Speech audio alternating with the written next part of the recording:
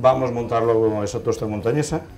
Poñémoslle aquí unhos ariños de cebola fritos, un pouquiño de puré de castaña, que preparamos nos aquí tamén.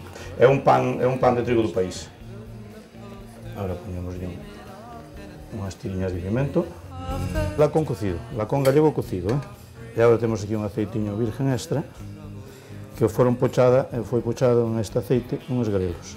Agora vamos a meter un pouquinho ao forno, porque ao estar o lacón frío, vamos a dar un toque ao forno para que salga quentiña a tosta.